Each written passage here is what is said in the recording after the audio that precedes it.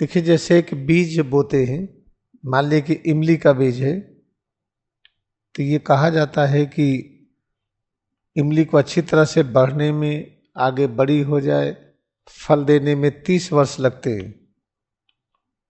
ऐसा ऐसा प्रचार है।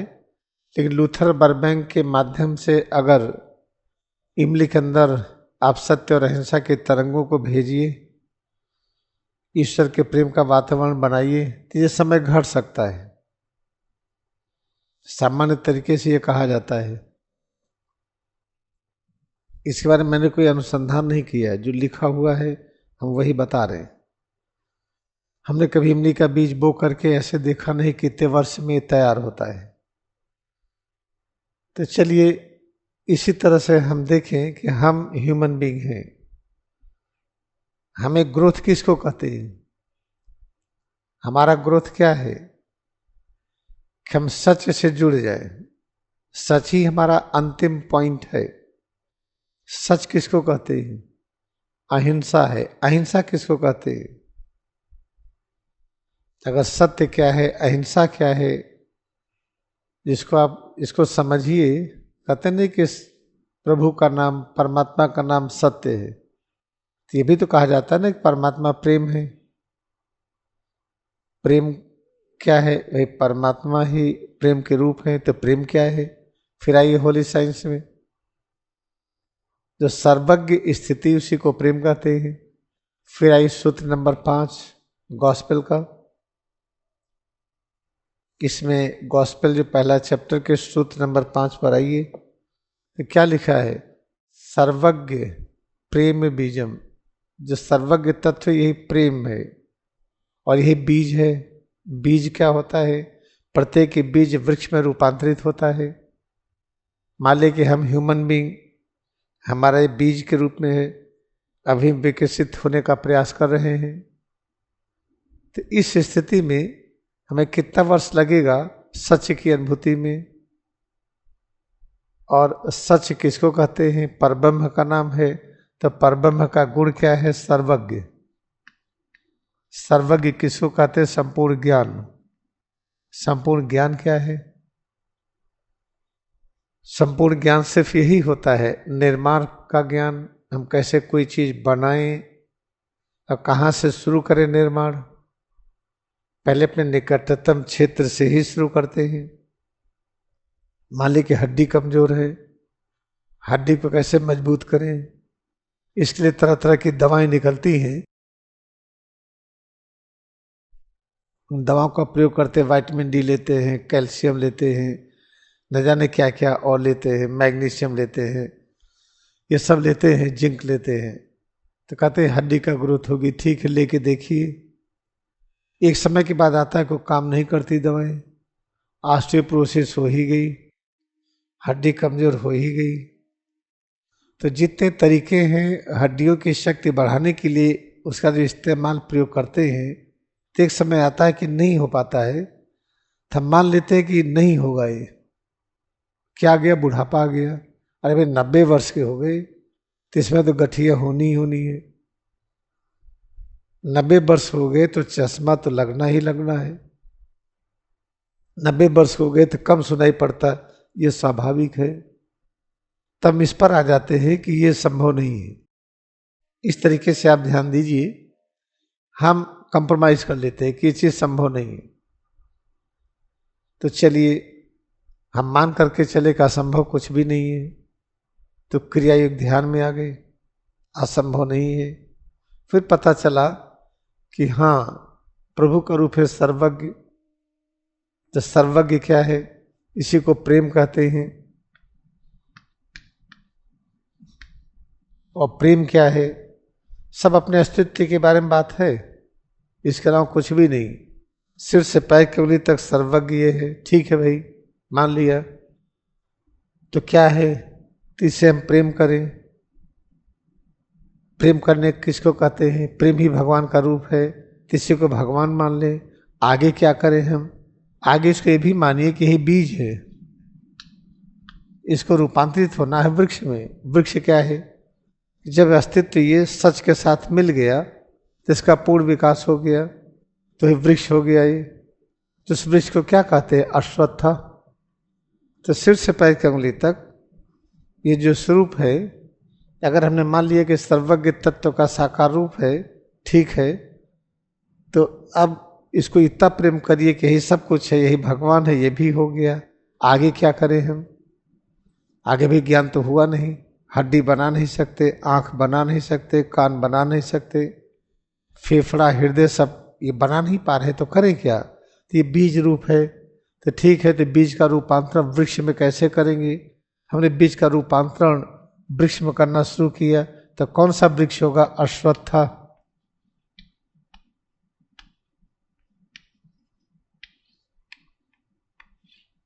अश्वत्था आइए खोजे कहाँ है, आपको होली साइंस में भी मिलेगा। तो इसको पहले सूत्र में ही सब लिख दिया है कि परब्रह्म के अलावा कुछ भी नहीं है। आपने अगर अनुभव कर लिया कि परब्रह्म के अलावा कुछ भी नहीं है, तो आप ही अश्वत्था हो गए। कृष्ण भगवान क्या कहते हैं अर्जुन को? हे अर्जुन, सभी वृक्षों में मैं अश्वत्था हूं। वृक्ष किसको कहते हैं? कोई भी बीज है, ये बीज रूप है। इस बीज का हमने रूपांतरण किया तो बन गया ये, अब ये फल देता है। ये जब बीज ये फल देने लगा, ये फल लग गया, ये तो इसी को वृक्ष कहते हैं। बीज का सबसे बड़ा रूप ये वृक्ष हो गया। ऐसे प्रत्येक रचना का एक छोटा रूप होता है, एक बड़ा रूप होता है। इसको हमने कई बार स्पष्ट किया है। जैसे परमाणु है, ये मान लीजिए कि एक ये परमाणु है, हालांकि परमाणु होता नहीं है, लेकिन चूंकि दिखाई पड़ता है तो मानना पड़ेगा, तो इसको मान के चलिए। परमाणु है, यहाँ पर इलेक्ट्रॉन है, ये ठीक है। अब एक इलेक्ट्रॉन एक्साइटेड स्टेट में आ गया, तो इसका जब एक्साइटेड स्टेट में आ गया तो परमाणु का आकार ये हो गया। तो पहले परमाणु का आकार क्या था? ये था, पहले ये वाला आकार था, अब बढ़ करके ये हो गया। तो इसको वृक्ष कहते हैं, इस वाले आकार को। ऐसे किसी भी रचना का एक छोटा रूप, एक बड़ा रूप है, बड़े रूप को वृक्ष कहते हैं। तैसे जितने वृक्ष हैं अर्जुन, जितने वृक्ष हैं उनमें मैं अश्वत्था हूं। तो अश्वत्था की परिभाषा क्या है? ये अश्वत्था अव्यय है। अव्यय, अव्यय की व्याख्या बहुत लंबी चौड़ी है। आज वो व्याख्या करते हैं जो पृथ्वी पर आराम से की जाती है। व्यय का मतलब है खर्च होना, अव्यय का मतलब जो खर्च न हो। सिर से पैर की उंगली तक जो चुके न खर्च न हो। इसका अर्थ क्या है कि पूरा अस्तित्व ये अमर है, ये पहले भी था, आज भी है, आगे भी रहेगा, खर्च नहीं हुआ। तो अश्वत्था का ये गुण है। ये और क्या गुण है? अगर अश्वत्था को हमने एक वृक्ष मान लिया तो इसकी जड़ ऊपर, शाखाएं नीचे हैं, ये भी ठीक है। इसके अंदर जो छंद है, जिसको कड़ापन, ढीलापन, हल्कापन, भारीपन ये कहते ही, छंदास यस्य पर्णान, ये इसके पत्तियां हैं, ये भी मान लिया। यत्सम वेद, इन्हीं कड़ापन ढीलापन को हम वेदों की ऋचाएं कहते हैं। वेद क्या है? हम कौन, आप कौन, दुनिया क्या, किसने बनाया, संपूर्ण ज्ञान को वेद कहते हैं। तो सिर से पैर की उंगली तक जो परिवर्तन प्रकट होता है, जिसको सुख और दुख कहते हैं, कड़ापन ढीलापन कहते हैं, हल्कापन भारीपन कहते हैं, वो क्या है? वो वैदिक ऋचाएं हैं। वो इसको जो स्वीकार कर लेता है, कड़ापन भी अच्छा, ढीलापन भी, गर्मी भी, जाड़ा भी, जितने प्रकार के स्वाद है किसी से घृणा नहीं, जितने प्रकार के रंग है सभी को स्वीकार किया, जितने प्रकार की आवाज है सभी को स्वीकार किया, जितने प्रकार की स्पर्श की अनुभूतियां हैं उसको भी स्वीकार किया। जब सबको स्वीकार कर लिया तो ज्ञानी हो गई। तो याद रखिए, तो यत्सम वेद, इसको स्वीकार करने वालों को वेद का ज्ञाता कहते हैं। ऊर्ध्वमूला, अधोशाखा, अश्वत्थम, प्राहु, अव्ययम, अव्यय, छंदास यस्य पर्णान। इसके अंदर जो इस छंद क्या कहते हैं, छंद की व्याख्या विस्तार में बताएंगे हम। आज समय नहीं है। इसमें कड़ापन, ढीलापन, हल्कापन, भारीपन, सुख और दुख, गर्मी, सर्दी, भिन्न भिन्न स्वाद और गंध की अनुभूति, भिन्न भिन्न दृश्य और शब्दों की अनुभूति और स्पर्श की अनुभूति, सबको हम कहते हैं वेदों की ऋचाएं। ज्ञान है ये। हम कौन, आप कौन, इसको जानने का ज्ञान कहाँ से होगा? हम कौन है, कहाँ से आए हैं, कब तक रहेंगे, कब जाएंगे, इसका सारा ज्ञान इसी में है। अब इस अनुभूति को कहते हैं कि घृणा करते हैं कि दुख है, दर्द है, थकावट है, भारीपन है। ऑल राइट, तो आपको ज्ञान नहीं मिलने वाला है।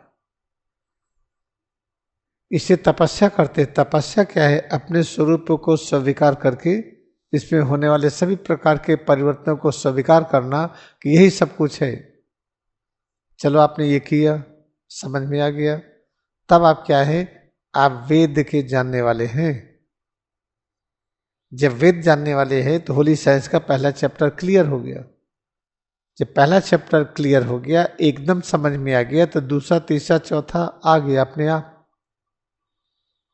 होली साइंस के 4 चैप्टर है। पहला वेद, दूसरा है लक्ष्य क्या है, तीसरा है उस लक्ष्य को कैसे पाएं, चौथा पाने के बाद कैसे रिवील करें। अगर आपको वैदिक ज्ञान हो गया तो सब हो गया। तो याद रखिए, अब हमारी कॉन्शसनेस कैसे इवॉल्व हो। अब पता चला कि हम बीज रूप में हैं भाई। मान तो लिए कि सिर से पैर की उंगली तक सर्वज्ञ तत्व का साकार रूप है, संपूर्ण ज्ञान का साकार रूप है। इससे प्रेम करने लगे, यही सब कुछ। हमें कुछ भी नहीं चाहिए, प्रेम भी करने लगे। फिर आगे तो कुछ हुआ नहीं। अभी हड्डी कमजोर ही है, आंख कमजोर ही है, बुद्धि कमजोर है, मन कमजोर है, अभी भी डर लगती है, अशांति है, तो करें क्या? बड़ा आसान है। तो अपने को बीज रूप मानिए। कभी बीज है, बीज से वृक्ष में रूपांतरण होगा। जब बीज से वृक्ष में रूपांतरण होगा तो कैसे होगा?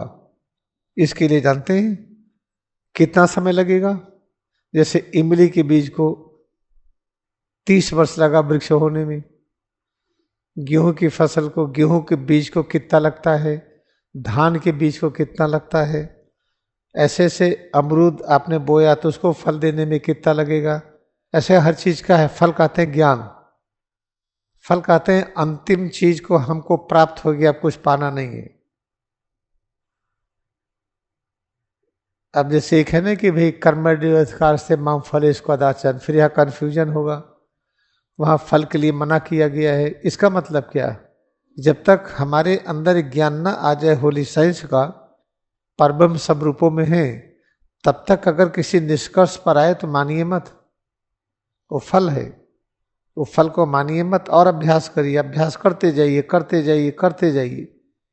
कोई निष्कर्ष आ गए कि सच है, उसको मानिए मत। अभ्यास करते जाइए, करते जाइए, बिल्कुल मत मानिए। अंत में आएगा परब्रह्म ही सब रूपों में है।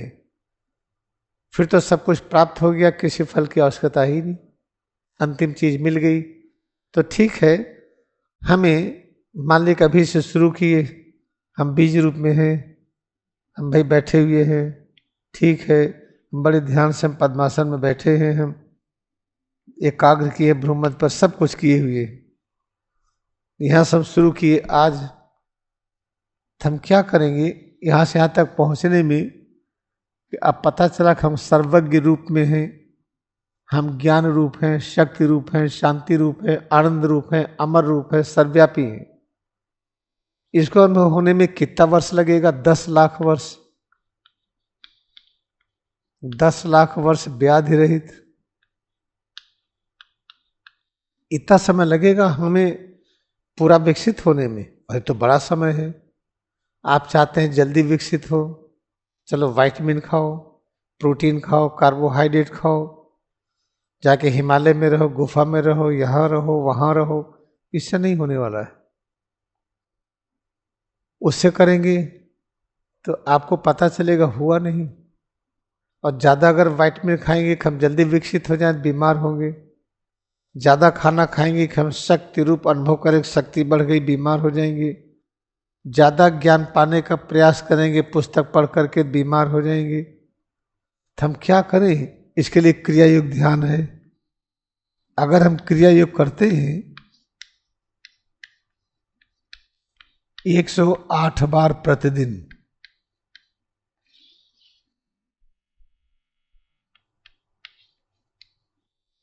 अगर 108 बार प्रतिदिन करते हैं तो याद रखिएगा फिर 25 वर्ष तब भी लगेंगे। 25 वर्ष लगेगा हमें उस स्थिति में आने में कि सिर से पैर की उंगली तक जब अनुभव करें तो ज्ञान ही ज्ञान मिलेगा। शांति की अनुभूति, शक्ति की अनुभूति, अमरता की अनुभूति, सर्वव्यापकता की अनुभूति अपने में एकाग्र करेंगे तो लगेगा अरे आप तो अपने हैं, आप वहाँ हैं, हमारे रूप में आप वहाँ हैं और हम आपके रूप में यहाँ हैं। अरे हम पेड़ों के रूप में हैं, पेड़ हमारे रूप में यहाँ पर हैं, ये पता चलेगा। 25 वर्ष लगता तब भी। इसे भारतवर्ष में 25 वर्ष को ब्रह्मचर्य आश्रम कहा गया। जो भारतीय संस्कृति है 25 वर्ष ब्रह्मचर्य आश्रम। ब्रह्मचर्य आश्रम का क्या अर्थ है? ब्रह्मा की तरह ज्ञान पाना। ब्रह्मा कैसा ज्ञान है? निर्माण का ज्ञान है। सारी निर्माण की क्रिया ब्रह्मा करते हैं। अगर ब्रह्मा निर्माण की क्रिया करते हैं तो वही विष्णु बनकर के सुरक्षा भी करते हैं। वही परिवर्तन करना होता है तो शिव भी वही होते हैं। तब ब्रह्मा विष्णु शिव एक ही रूप है जो 3 तरह से काम करते हैं। तो बड़ा आसान है भाई। आज से आप 25 वर्ष ले लीजिए। मान लीजिए कि आप 90 वर्ष के हैं, तब क्या करेंगे आप? तब 25 वर्ष कहाँ पाएंगे आप? कोई बात नहीं। अगर हम 90 वर्ष के हैं तो 25 वर्ष कहाँ पाएंगे हम? अगर 90 वर्ष में हम प्रतिदिन जितना अपने पास प्रेम है, भक्ति है, शक्ति है, हम लगा दें और अभ्यास करते रहें। जितना भी हमें नियम आता है, ऐसे खाना चाहिए, ऐसे देखना चाहिए, ऐसे सुनना चाहिए, ऐसे स्वाद लीजिए, ऐसे गंध लीजिए, ऐसे स्पर्श करिए, पूरी जी जान से लग जाइए तो आपको समय और ग्रांट होता जाता है। आपका समय बढ़ता जाएगा। पता चला कि आप 120 वर्ष के हो गए और अभी आपको पूर्ण वृक्ष के रूप में, सर्वज्ञ रूप में अपने को अनुभव नहीं कर पा रहे। चिंता ना करिए, पूरे मनोयोग से लगे रहिए। पता चला कि 180 वर्ष के हो गए, 180 वर्ष हो गए, 200 वर्ष हो गए, आपको मिलेगा समय, इसकी चिंता ना करिए। 90 वर्ष में आपको समय जुड़ता जाएगा। पता चला कि जुड़ते जुड़ते ऐसी स्थिति में आ गए, अब एकदम हम तैयार हैं। आज से मान लेते हैं कि हमारा पहला दिन है, आज से 25 वर्ष चलो हम मान लेते हैं। तब पता चला कि हम 200 वर्ष के हम हो गए, इसमें अब 25 अब जोड़ते हैं तो 225 वर्ष में हम पहुंच गए हैं। तो 10 लाख वर्ष की यात्रा 225 वर्ष में पा गए। अगर आप जन्म से ही, जब से पैदा हुए हैं, तभी से क्रिया युग में जुड़े हैं, तब तो आसान है आपके लिए। तब तो आप जल्दी ही 25 वर्ष अवस्था को प्राप्त कर लेंगे। जैसे परमहंस योगानंद 27 वर्ष की अवस्था में पूर्ण उस स्थिति को पा गए थे। लहरी महाशय तो 1 सप्ताह में ही पा गए थे। स्वामी तीसरे गिरी जल्दी ही पा गए थे। तो चलो मान लो कि हम लोग बचपन से, जब से पैदा हुए, क्रिया योग नहीं आता है तब से, तब क्या करें? कोई बात नहीं, अब से शुरू करिए, आज से शुरू करिए। आज से शुरू करेंगे तो 108 बार कैसे करेंगे दीक्षा वाली क्रिया? कोई बात नहीं। खूब मनोयोग से जैसे खाना चाहिए वैसे खाना चाहिए, खाइए। आंखों से देखिए, राग द्वेष न करिए। ये फूल अच्छा नहीं कहना बंद कर दीजिए। ये काला है, गोरा है, लंबा है, छोटा है, मोटा है, दुबला है, कहना बंद कर दीजिए। आंखों से देख करके किसी सौंदर्य की तुलना मत करिए कि ज्यादा सुंदर है, कम सुंदर है, ये सब कहना बंद कर दीजिए। ऐसे कान से सुनिए, किसी भी आवाज की निंदा न करिए। अब आप कहेंगे कि हाँ आवाज बजती है तो हम बंद क्यों कराते हैं? जैसे यहाँ आवाज बजती है, ध्वनि प्रदूषण होता है तो हम बंद कराते हैं। अगर आवाज अच्छी है, हमारे लिए अच्छी है ना, हमें दिक्कत नहीं है। आज सब लोग बीमार हैं, भर्ती हैं, उनको अभ्यास कराना है, वो आवाज आएगी, सुनाई नहीं पड़ेगा। अभी कल एकदम आवाज आ रही थी, मार बगल में ही लगा करके भूपू हार्न चिल्लाए जा रहे थे। 2 बार पुलिस बुलाई दिन में तो बंद किए। जब रात्रि हो गई तो सोचे कब तो कोई पुलिस आएगी नहीं, फिर शुरू कर दिए। हमको बुलाना पड़ा, सहारा लिए हम, माननीय जजेस का सहारा लेना पड़ा, फिर बंद हो गया। तो हम जो आवाज बंद कराते हैं इसलिए कि आपकी सेवा करने में बाधा आपको होती है, हमें नहीं।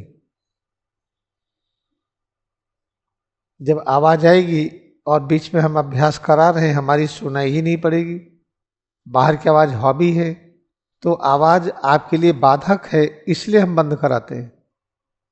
हम तो एयरपोर्ट पे बढ़िया अभ्यास कर लेते हैं, हवाई जहाज में, ट्रेन में, कहीं पर भी जाए हमें दिक्कत नहीं है। हम तो आपकी सेवा के लिए हैं। जहाँ पे ध्वनि प्रदूषण न हो, ये हमारी जिम्मेदारी है कि न हो।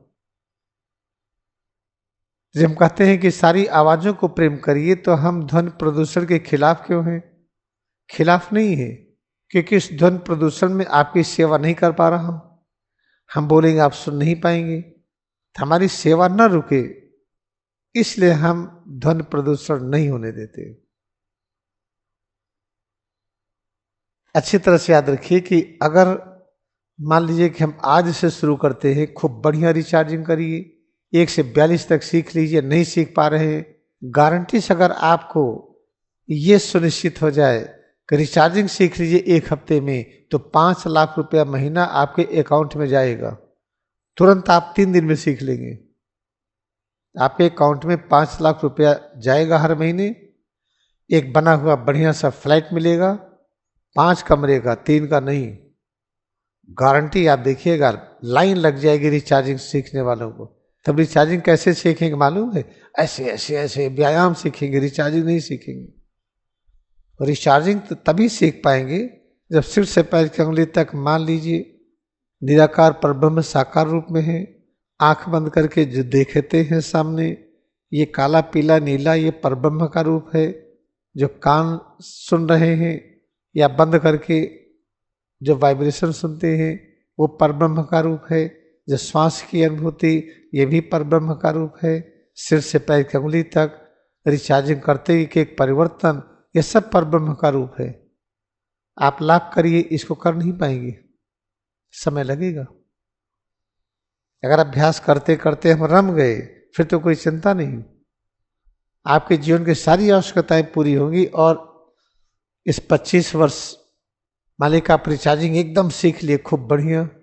श्वास दर्शन खूब अच्छी तरह, परब्रह्म का रूप श्वास है, आपने अभ्यास कर लिया। आंख बंद करके जो देखते हैं परब्रह्म, इस रूप में आप अभ्यास में माहिर हो गए। कान बंद करके जो सुनते हैं परब्रह्म उस रूप में है। तो इस तरीके से सारी अनुभूतियां अगर आपने कर लिया, तो याद रखिए फिर दीक्षा वाली क्रिया में जो सिर और रीढ़ के अंदर जब मन को ले जाते हैं, तो आपका मन बहुत जल्दी से चला जाएगा। फिर इसके अंदर की अनुभूति को, परब्रह्म का अनुभूति, स्वतः पता चलने लगेगा। परब्रह्म क्या होते हैं? सारा ज्ञान, ब्रह्मा विष्णु शिव के अंदर जो ज्ञान और शक्ति है, सब मिलाई वही परब्रह्म है। उसी ज्ञान को, उसी को शांति कहते नहीं। शांति अलग है, ज्ञान अलग है। तब आप अज्ञानता में हैं। जिस ज्ञान से हम निर्माण कर लेते हैं, अपना रिपेयर कर लेते हैं, जिस ज्ञान को वाइटलिटी कहते हैं, इम्यूनिटी कहते हैं, वही शांति है, वही आनंद है, और वही शक्ति है, वही जीवन है, वही अमृत है। उसी को अमृत भी कहते हैं। जब एक ही चीज सब लगने लगा, तो हमारा फिर मन स्थिर हो गया। हमको शांति के लिए भागना नहीं है। तो सिर से पैर की उंगली तक जो अनुभव करेंगे, यही शांति तत्व है। हमें ज्ञान पाने के लिए किताब खोलने की आवश्यकता नहीं है। सिर से पैर की उंगली तक जो अनुभव कर रहे, यही ज्ञान तत्व है, यही शक्ति है, यही सब कुछ है। जब ये समझ में आ गया, तो याद रखिए फिर तो फटाफट बहुत अच्छी क्रिया होगी। फिर तो 25 वर्ष में लाड़ी महाशय की स्थिति में पहुंच जाएंगे। हाँ, यहां तक पहुंचने में रिचार्जिंग के एक्सपर्ट हो जाए तो आपके ऊपर है। जब आप योगदा पाठ लेते हैं, SRF लेसन लेते हैं, तो उसमें 1 से लेकर के 38 तक एनर्जाइजेशन है। उसको करने में 20-25 मिनट लगता है। बीच बीच उन लेसन्स में, एसआरएफ के लेसन्स में, वाइसेस में कुछ और क्रियाएं हैं, उन सबको जोड़ करके हम इसको 42 तक किए हैं। 1 से 42 तक, जो 1 से 42 तक है कोई हमारा बनाया हुआ नहीं है, पहले से बना हुआ है। जब आप 1 से 42 तक करते हैं, खूब मनोयोग से करिए। आप सीखने कैसे तरीका है कि आप आराम से सीखिए, आपको दिक्कत ना हो। आप पहले 1 से 5 तक आपने सीख लिया, जैसे नंबर 1 सीखा, फिर नंबर 2 सीखा, नंबर 3 सीखा, 1 2 3 4 5, फिर आप 5 4 3 2 1 इसी करिए आप 20 मिनट तक। फिर आप उसमें 1 बढ़ा लीजिए या 2 बढ़ा लीजिए, तो 1 से 7 तक। आप 1 से 7 तक बार बार करिए 20 मिनट तक। फिर उसमें 2 बढ़ाइए, फिर 9 हो गया तो 1 से 9 तक आप 20 मिनट तक करिए। जैसे 1 2 3 4 9 तक किया, फिर उल्टी 9 किया, 8 किया, 7 किया, 6 किया, 5 किया, 4 किया, 3 किया, 2 किया, 1 किया, फिर 2 से जोड़िए उसमें, तब 11 हो गया। तो उसको करिए 20 मिनट तक। ऐसे 2 2 जोड़ते जाइए, आप 20 तक पहुंच गए तो 1 से 20 तक आपने 20 मिनट में किया, फिर 1 से 22 तक, 1 से 24 तक, ऐसे जोड़ते जाइए, देखिए कितने मिनट में होता है। तो आपको लगेगा अधिकतम आपको 30 मिनट में हो जाएगा, 28 या 30 मिनट में। आप रिचार्जिंग के एक्सपर्ट हो गए तो और क्रियाएं आसान हो जाएंगी। आपका सुनिश्चित हो गया अब इस जन्म में। अगर आप 90 वर्ष के हैं तो आप चिंता ना करिए, आपको उम्र बढ़ जाएगी, लेकिन मनोयोग से करिए, जितना आपकी क्षमता है करिए। नहीं कर पा रहे ऐसा ना कहिए। जैसे छोटा बच्चा है, उकड़ू मुकड़ू बैठता है, परे परे चलता है, पहले खड़ा होता है, गिरता है, हिम्मत नहीं हारता है। क्योंकि बच्चा मैराथन में भाग लेता है, ऐसे आप हिम्मत ना हारिए। आप सीखते हुए ना कहिए कठिन है। आपने कहा कठिन है, फिर नहीं सीख पाएंगे। मान लीजिए 1 से 5 तक कठिन है तो नंबर 1 सीखिए, फिर नंबर 2 सीखिए, 1 2 सीखिए, फिर नंबर 3 सीखिए, 1 2 3 सीख गए, इसी को दोहराइए 20 मिनट तक। 1 2 3 3 2 1 दोहराते जाइए, फिर 1 1 बढ़ाइए। तो आप 1 से 4 तक सीखिए, 20 मिनट तक करिए। 1 से 5 तक सीखिए, 1 1 बढ़ाते बढ़ाते एक दिन आएगा जब आप 42 तक बढ़ा लेंगे। तो बढ़ा तो लेंगे ना, भले 42 दिन लगे, 2 महीने लगा, कोई दिक्कत नहीं। 2 महीने में एक्सपर्ट तो हो गए रिचार्जिंग के। रिचार्जिंग के एक्सपर्ट होते ही सारी क्रियाएं आसान हो जाती। तो ये है कि हम कैसे वयस्क रूप में होंगे। 10 लाख वर्ष की यात्रा, 10 लाख वर्ष की यात्रा अगर क्रियायोग में भक्ति है तो हम 25 वर्ष में पूरा कर लेंगे, इस शर्त पर कि प्रतिदिन 108 बार दीक्षा वाली क्रिया करते हो। 108 बार दीक्षा वाली क्रिया तभी कर पाएंगे आप जब रिचार्जिंग के एक्सपर्ट हो जाइए। रिचार्जिंग के एक्सपर्ट हो जाएंगे तब मन पर, बुद्धि पर, सब पर नियंत्रण हो जाएगा, इंद्रियों पर नियंत्रण होगा। तब जैसा खाना खाना चाहिए वैसे ही खाएंगे। आंखों से देख करके हम क्या विचार बनाएं, ठीक ठीक बनाएंगे। ऐसे शब्द, स्पर्श, रूप, रस, गंध के क्षेत्र में सारी अनुभूतियों को लगेगा ज्ञान की अनुभूति है ये। ऐसा करिए, शुरू करिए।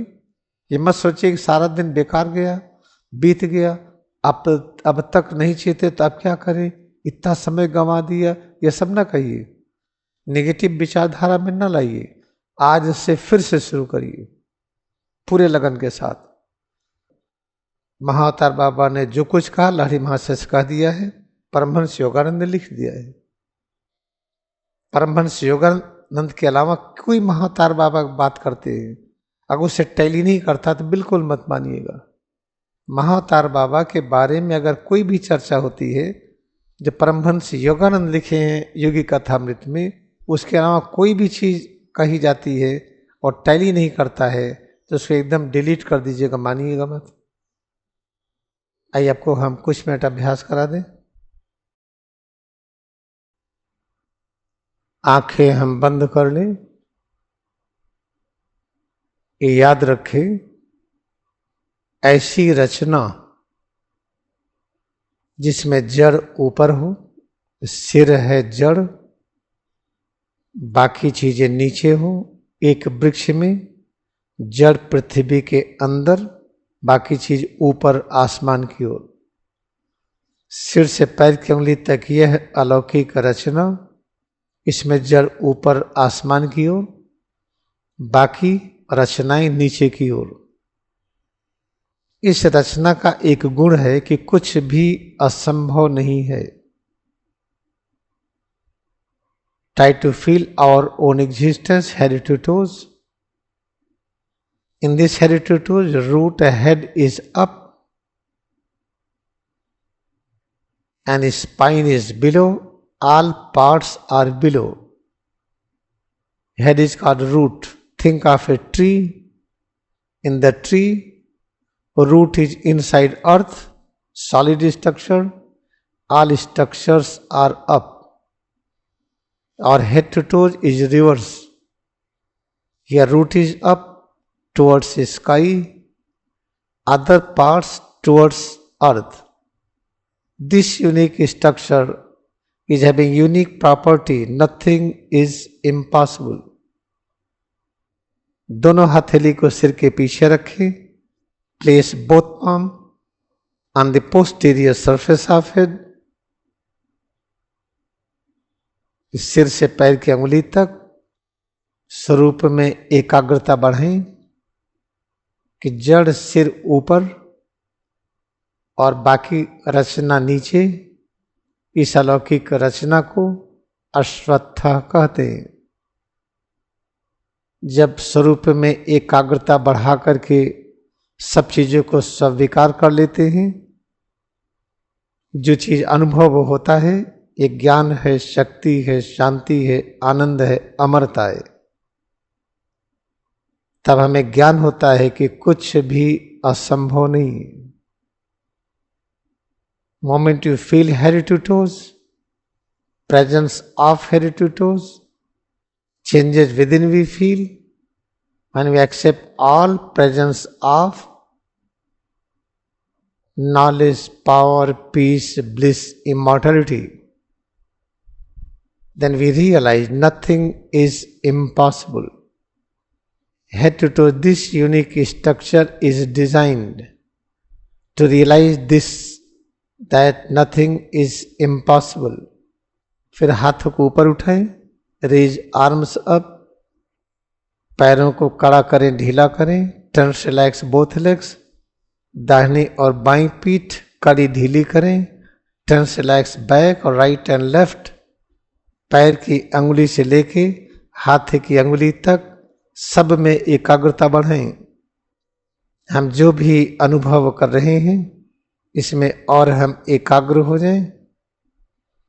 ये सारी अनुभूतियों को स्वीकार करें कि सब कुछ यही है। जैसे स्वीकार कर लेते हैं फिर पता चलता है कि कुछ भी असंभव नहीं है। Raising arms up, clench fist, open palm, turn relax, right leg left leg, turn relax back, right and left, abdomen and chest, neck, face and head. Feel head to toes, presence of head to toes, changes within we realize, accept all, presence of power, knowledge, peace and bliss.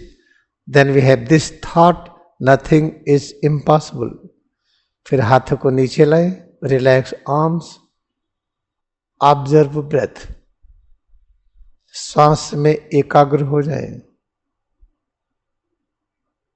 जब हम ये स्वीकार कर लेते हैं प्रत्येक श्वास संपूर्ण ज्ञान, सर्वज्ञ तत्व, सर्वशक्तिमान तत्व, परम शांति, परम आनंद, अमर तत्व का अलौकिक उपस्थिति है, तब हमें अनुभव होता है कुछ भी असंभव नहीं है।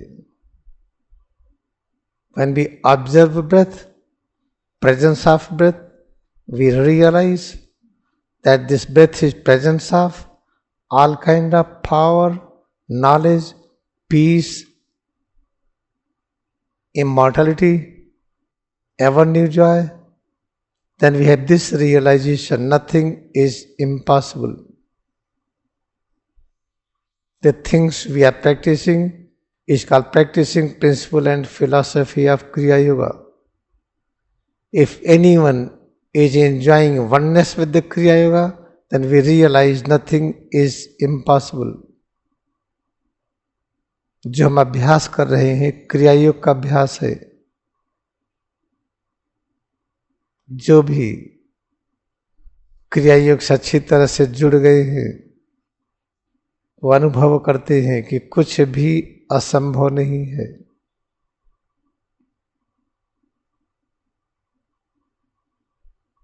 इसी भावना और विचार को स्वीकार कर ले। Accept this idea and thought. फिर 2 बार में श्वास से प्रश्वास का अभ्यास करते हुए पैर की अंगुली के नाखून से लेकर के हाथ की अंगुली के नाखून तक सब में अंगड़ाई लेकर के खिंचाव पैदा करें और मुंह से 2 बार में श्वास निकालते हुए ढीला करें। Now practice is touching relaxation with the help of double breathing. And whatever we realize, accept it is presence of all in all. Now let us bow down to our devotion in Kriya Yoga. क्रिया योग में हम अपनी भक्ति को नमन करें।